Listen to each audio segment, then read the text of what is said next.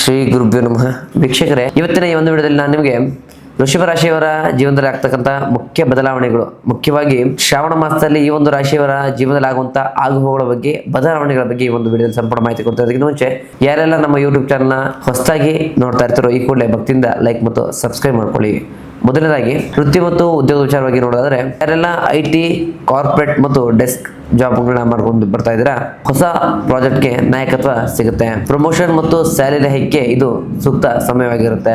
ಆದರೆ ನಿಮ್ಮ ಒಂದು ಟೀಮ್ ಸದಸ್ಯರ ಜೊತೆಗೆ ಭಿನ್ನಾಭಿಪ್ರಾಯ ಮೂಡಬಹುದು. ಯಾರೆಲ್ಲ ದಿನಗೂಲಿ ಕೆಲಸ ಮಾಡ್ತಿರೋ ಅವರಿಗೆಲ್ಲ ದೈಹಿಕ ಆಯಾಸ ಹೆಚ್ಚಾಗಬಹುದು, ಹಾಗೆ ಮೆಂಟಲ್ ಸ್ಟ್ರೆಸ್ ಕೂಡ ಹೆಚ್ಚಾಗಬಹುದು. ಹವಾಮಾನ ಬದಲಾಗ್ತಿರೋದ್ರಿಂದ ಆರೋಗ್ಯದಲ್ಲಿ ವ್ಯತ್ಯಾಸ ಕೂಡ ಆಗಬಹುದು. ಯಾರೆಲ್ಲ ಡ್ರೈವರ್, ಟ್ರಾನ್ಸ್ಪೋರ್ಟ್ ಮತ್ತು ಡೆಲಿವರಿ ಸಂಬಂಧಿತ ಕೆಲಸಗಳನ್ನ ಮಾಡ್ಕೊಂಡು ಬರ್ತಿದಾರೋ, ಪ್ರವಾಸ ಮತ್ತು ಸರಕು ಸಾಗಣೆ ವಿಚಾರದಲ್ಲಿ ಹೆಚ್ಚಿನ ಟಿಪ್ಗಳು ನಿಮಗೆ ಸಿಗುತ್ತೆ. ಆದರೂ ಕೂಡ ಅಜಾಗರೂಕತೆ ಬೇಡ. ಇನ್ನು ಭೂಮಿ ಸಂಬಂಧಿತ ಕೆಲಸ ಮಾಡೋರಿಗೆ ಉತ್ತಮ ಲಾಭ ಮತ್ತು ಆದಾಯ ಹೆಚ್ಚಾಗುತ್ತೆ. ಇನ್ನು ಆರ್ಥಿಕ ಸ್ಥಿತಿ ಬಗ್ಗೆ ನೋಡೋದಾದ್ರೆ, ಆಸ್ತಿ, ಮನೆ, ಸ್ಥಳ ಮಾರಾಟ ಹಾಗೂ ಹಳೆಯ ಹೂಡಿಕೆಗಳಿಂದ ಲಾಭ ಸಿಗುತ್ತೆ. ಆದರೆ ಮನೆ ನವೀಕರಣ ಅಥವಾ ಐಷಾರಾಮಿ ವಸ್ತುಗಳ ಖರೀದಿ ಹಾಗೂ ಹಬ್ಬದ ಆಚರಣೆಗಳಿಗೆ ಹಣ ಖರ್ಚಾಗುವ ಸಂಭವ ಹೆಚ್ಚಾಗಿದೆ. ಇನ್ನು ವ್ಯವಹಾರದ ಬಗ್ಗೆ ನೋಡೋದಾದ್ರೆ, ಯಾರೆಲ್ಲ ಬಟ್ಟೆ, ಪೂಜೆ ಸಾಮಗ್ರಿ, ದಿನಸಿ ವ್ಯಾಪಾರ ಮಾಡ್ಕೊಂಡು ಬರ್ತಿದ್ರು ಅವರಿಗೆಲ್ಲ ಉತ್ತಮ ಲಾಭ ಸಿಗುತ್ತೆ.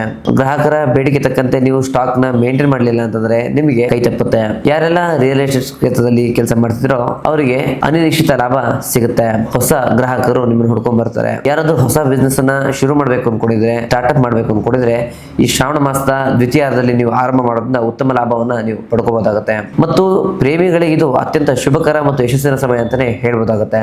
ಮನೆಯವರನ್ನ ಒಪ್ಪಿಸಿ ಮದುವೆ ಹಂತಕ್ಕೆ ವಿಷಯವನ್ನ ಕೊಂಡೊಯ್ಯಬಹುದು. ಇನ್ನು ಪತಿ ಪತ್ನಿ ನಡುವೆ ಪ್ರೀತಿ ಹೆಚ್ಚಾಗುತ್ತೆ.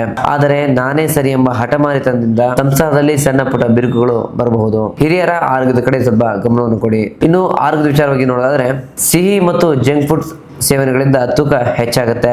ಗಂಟಲು ಮತ್ತು ಥೈರಾಯ್ಡ್ ಸಂಬಂಧಿತ ಥೈರಾಯ್ಡ್ ಸಂಬಂಧಿತ ಸಮಸ್ಯೆಗಳಿಂದ ಸ್ವಲ್ಪ ಜಾಗರೂಕತೆಯಿಂದ ಇರಬೇಕಾಗುತ್ತೆ. ನೀವು ಈ ಶ್ರಾವಣ ಮಾಸದಲ್ಲಿ ಯಾವ ಒಂದು ದೇವರನ್ನ ಆರಾಧನೆ ಮಾಡಬೇಕು ಮತ್ತೆ ಯಾವ ದೇವಸ್ಥಾನಕ್ಕೆ ನೀವು ಭೇಟಿ ಕೊಡಬೇಕು ಅಂದ್ರೆ, ಆರ್ಥಿಕ ಅಡಚಣೆಗಳ ನಿವಾರಣೆಗೆ ಹಾಗೂ ಕುಟುಂಬದ ನೆಮ್ಮದಿಗೋಸ್ಕರ ಧರ್ಮಸ್ಥಳ ಶ್ರೀ ಮಂಜುನಾಥ ಸ್ವಾಮಿಯ ದರ್ಶನವನ್ನ ಮಾಡಬೇಕಾಗುತ್ತೆ. ಶುಕ್ರ ಗ್ರಹದ ದೋಷ ನಿವಾರಣೆಗೋಸ್ಕರ, ಕೆಲಸದಲ್ಲಿ ಆಗ್ತಕ್ಕಂಥ ಅಡೆತಡೆಗಳ ನಿವಾರಣೆಗೋಸ್ಕರ ಕಟೀಲು ಶ್ರೀ ದುರ್ಗಾ ಪರಮೇಶ್ವರಿ ದೇವಸ್ಥಾನಕ್ಕೆ ನೀವು ಭೇಟಿನ ನೀಡಬೇಕಾಗುತ್ತೆ. ಕೋಟಿಕಂಠೇಶ್ವರ ದೇವಸ್ಥಾನಕ್ಕೂ ಕೂಡ ಒಮ್ಮೆ ಭೇಟಿನ ನೀಡಬೇಕಾಗುತ್ತೆ. ಈ ಶ್ರಾವಣ ಮಾಸದಲ್ಲಿ ಪ್ರತಿ ಶುಕ್ರವಾರ ಅಥವಾ ಪ್ರತಿ ಶನಿವಾರ ಶಿವನಿಗೆ, ಆಂಜನೇಯ ಸ್ವಾಮಿಗೆ ಹಾಗೂ ನವದುರ್ಗಿಯರಾದಂತಹ ಸಪ್ತ ಮಾತ್ರೆಯರಿಗೆ ನೀವು ಪೂಜೆಯನ್ನ ಮಾಡೋದ್ರಿಂದ ಮತ್ತು ಹೂವಿನ ಅಲಂಕಾರವನ್ನು ಮಾಡಿಸಿ ಪೂಜೆ ಪುರಸ್ಕಾರ ಮಾಡೋದ್ರಿಂದ ನಿಮಗೆ ಅತ್ಯಂತ ಶುಭಕರ ವ್ಯವಸ್ಥೆಗಳು ಒದಗಿ ಬರುತ್ತೆ. ಈ ಒಂದು ಶ್ರಾವಣ ಮಾಸದಲ್ಲಿ ನಿಮ್ಮ ಅದೃಷ್ಟ ಸಂಖ್ಯೆ 5 ಮತ್ತು 6 ಆಗಿರುತ್ತೆ. ಅದೃಷ್ಟ ಬಣ್ಣ ಬಿಳಿ ಮತ್ತು ತಿಳಿ ನೀಲಿ ಆಗಿರುತ್ತೆ.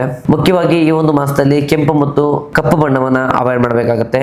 ವಸ್ತು ಆಗ್ಲಿ ಅಥವಾ ನೀವು ಉಪಯೋಗಿಸುವ ಬಟ್ಟೆ ಆಗ್ಲಿ ಯಾವುದನ್ನು ಕೂಡ ಧರಿಸಬಾರದು. ಸ್ವಲ್ಪ ಅದನ್ನ ಅವಾಯ್ಡ್ ಮಾಡ್ಕೊಂಡು ಬರ್ಬೇಕಾಗುತ್ತೆ. ಒಟ್ಟಾರೆ ಇದಾಗಿತ್ತು ವೃಷಭರಾಶಿಯವರ ಶ್ರಾವಣ ಮಾಸದ ಸಂಪೂರ್ಣ ಮಾಸ ಭವಿಷ್ಯ. ನಮ್ಮ ಒಂದು ವಿಡಿಯೋ ಇಷ್ಟ ಆಗಿದೆ ಲೈಕ್ ಮಾಡಿ, ಶೇರ್ ಮಾಡಿ ಮತ್ತು ಸಬ್ಸ್ಕ್ರೈಬ್ ಮಾಡಿ. ಹಾಗೆ ನಿಮ್ಮ ಜೊತೆ ಇರತಕ್ಕಂಥ ಯಾವುದೇ ಕಠಿಣ ಗುಪ್ತ ಸಮಸ್ಯೆಗಳ ಪರಿಹಾರಕ್ಕೋಸ್ಕರ ನಮ್ಮ ನೇರ ಭೇಟಿಗಾಗಿ ಸ್ಕ್ರೀನ್ ಕಾಣ್ತಕ್ಕಂಥ ನಂಬರ್ಗೆ ಕರೆ ಮಾಡಿ ನಮ್ಮ ನೇರ ಭೇಟಿಯಾಗಿ ನಿಮ್ಮ ಸಮಸ್ಯೆನ ಪರಿಹಾರ ಮಾಡ್ಕೊಳ್ಳಿ. ಮುಂದಿನ ವಿಡಿಯೋದಲ್ಲಿ ಸಿಗೋಣ.